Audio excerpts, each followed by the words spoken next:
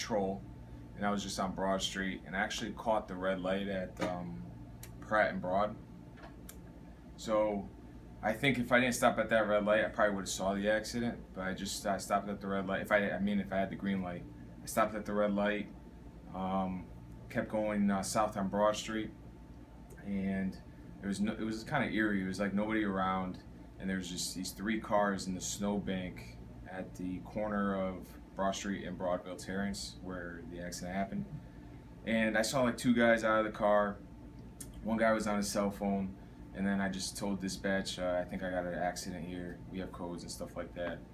And I just parked in the middle of the street, get out with my car, and I said to the guy, I was telling the guy that's on the phone, did you call the accident? He's like, yeah. I was like, all right, just tell him I'm here already. And they're all Spanish speaking, and I talk Spanish. I'm Hispanic, so this buddy calls me over and says his guy's hurt. So I go over to the guy, our victim here, and just he was just screaming and just in pain. And I saw his injury to his leg, and I let dispatch know, let the guys know, and then I just told everybody. I told our guys that were working, if anybody's got a tourniquet, to show up, because this guy is bleeding and we're gonna have to do something to his leg.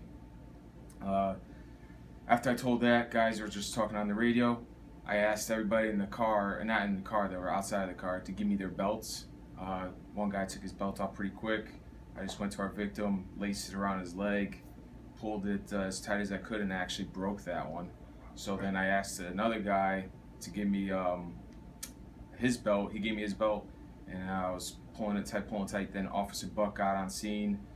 He had got another belt. He did one too. And then Krober showed up with our the cat tourniquet, and he just applied the tourniquet there. And then I just continued on with the investigation, and those guys handled it from there. Well, I mean, this is obviously a hectic situation when you got there already. I mean, trying to figure out what's going on, then you see an injury like this, pretty gruesome. I mean, have you ever seen anything like that? And just like, how are you able to keep your composure in a situation like that?